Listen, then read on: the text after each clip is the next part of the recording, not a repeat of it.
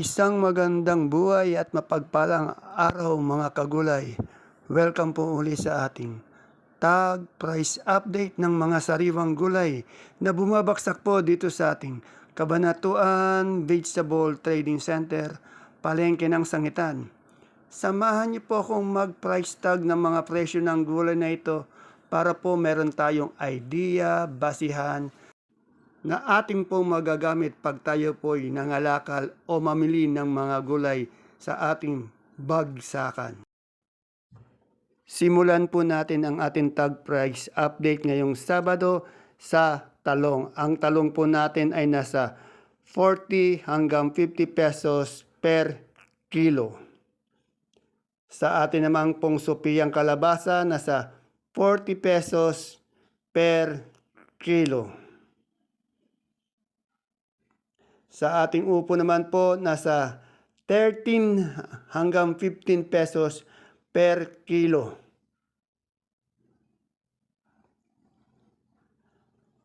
At sa ating kamatis po, medyo mababa. Meron pong 16 pesos, 18 pesos, 20 pesos per kilo.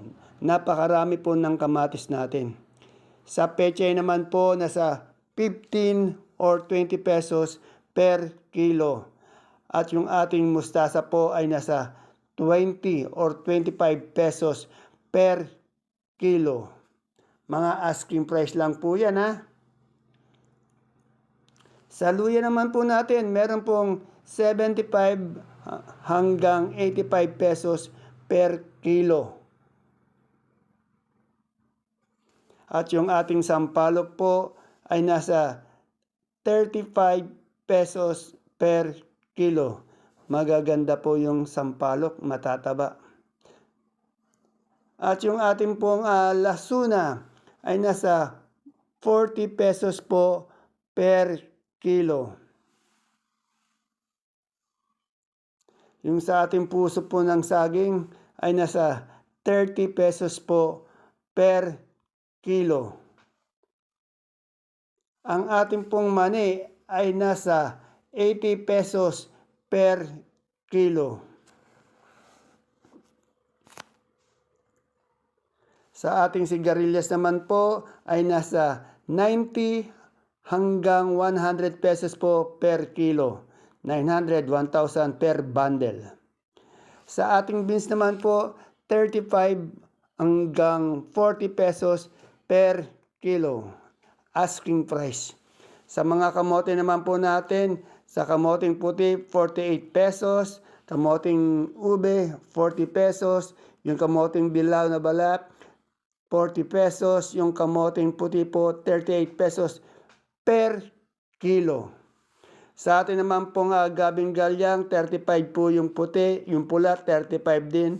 At sa sinibuyas natin po sa baksakan, bihira lang daw. Kaya 120 pesos po per kilo. Yung ating luyang dilaw po, nasa 50 pesos per kilo.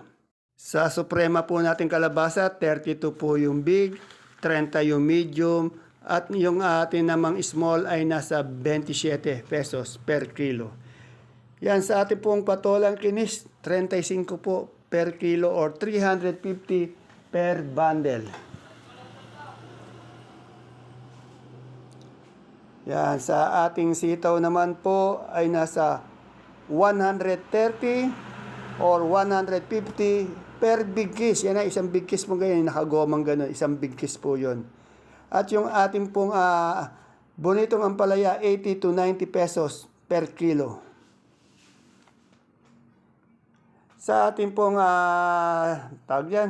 saluyot, 12 pesos po per tali. Yung kamote po, 10 pesos po yung kamoting talbos. Yung kulitis po, 50 pesos po per kilo. Yung spinach daw, kulitis. Sa ating Taiwan Sea po, mababa po siya, 100 pesos per kilo or 1,000 per bundle. Ang laki ng binaba.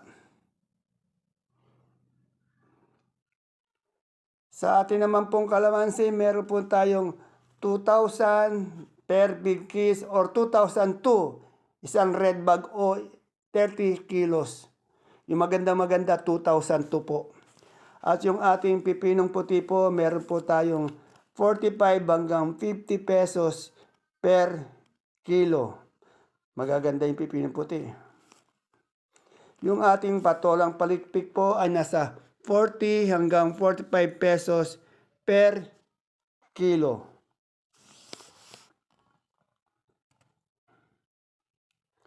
Yung okra po natin, nasa 40 hanggang 50 pesos per kilo. Tandaan niyo po, puro asking lang yung ating tinatanong, hindi final price. At yung ating ampalaya po, medyo angat siya, nasa 90 hanggang 110 pesos per kilo. 10 bali yan, 10 kilo isang bundle, kaya times 10. Ayan po yung kalamansi natin na 2,000 hanggang 2,200 per red bag o isang buriki. Yung maganda 2,200. Sa atin namang pong talong na domino po, yan medyo hindi kagandahan siya, no, nasa 40 to 50 pesos. Yung maganda nasa 70 pesos po per kilo. At yung ating upo ay 15, yung maganda 15 hanggang 20 pesos po per kilo. Sa mais na puti po natin ay nasa 33 pesos per kilo or 330 per bundle. Yung dilaw po 18 per kilo o 180 per bundle. Yan po yung ating ampalaya kay Ate Imi po yan. Nasa 90 hanggang 110 pesos po per kilo. Diyan bagong sikat po si Ate Imi. Malalaki, magaganda yung ampalaya eh. At syempre po, yung ating repolyo, gulay bagyo po, ay nasa 400 pesos po per bundle. Ang ating pechay bagyo po naman ay nasa 450 pesos per bundle. Sunod dyan po, ang ating sayote ay nasa 300 pesos po per bundle. Next is carrots.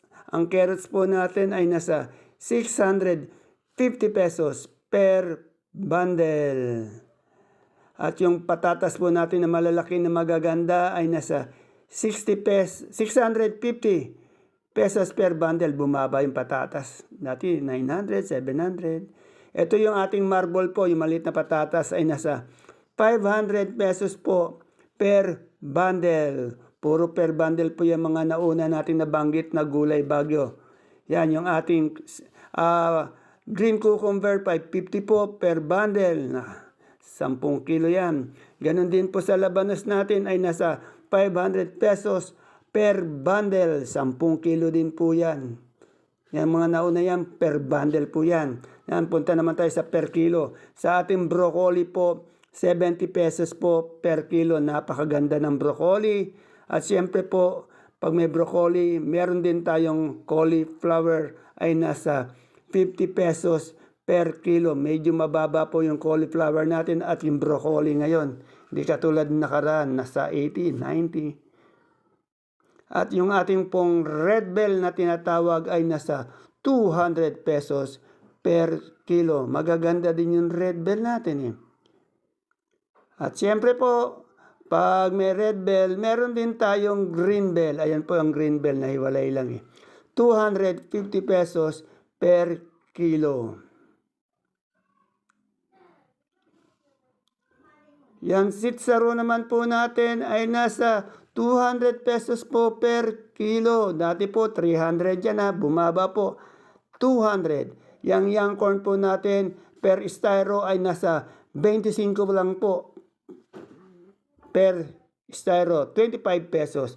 At yung ating lemon po na imported, walang pagbabago, nasa 180 pesos po per kilo. And of course, sa ating celery po, nasa 100 po, 1 kilo. Masarap yan sa pansit. At siyempre sa ating leeks po ay nasa 120 pesos po per kilo. At meron din naman po tayong beans. Yung Baguio beans na tinatawag natin ay nasa 50 pesos per kilo. Yung ating local kasi nasa 35, 40. Mas mahal yung Baguio beans.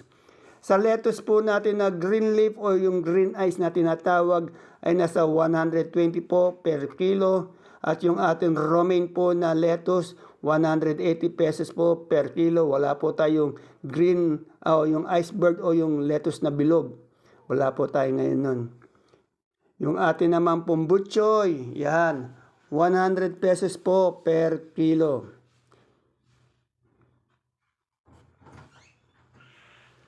Punta po tayo sa sibuyas. Yung sibuyas natin China, yung malaki natin na puti, 450 po per red bag. Yung medium naman po, 580 per red bag. At siyempre, yung local natin ay nasa 420 po per red bag. Yan.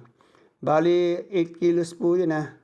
Ayan, sa pula po natin yung malaki natin, yung China 450. Yung sa Holland natin yan, nasa 750 po per red bag. 8 kilo lang sa China. Sa local natin naman na pula po ay nasa 650, bali 8 kilos po. Yan, munggo po natin ay nasa 2,750 per sack or 25 kilos. Ayan po yung super white na bawang natin, nasa 550.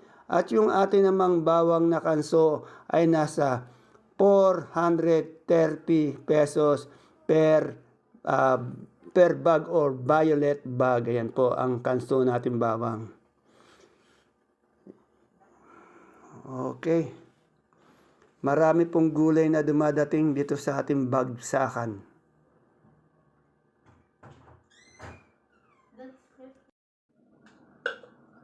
Ayan po mga kagulay ang ating pinaka-latest tag price update sa mga sariwang gulay na bumabagsak po dito sa ating Kabanatuan Vegetable Trading Center, Palengke ng Sangitan, ngayong araw po ng Biyernes, February 6. Sana po mapanood nyo po ang ating video sa umaga para po meron tayong idea, basihan na magagamit po natin pag tayo'y nangalakal o mamili ng gulay sa ating bagsakan.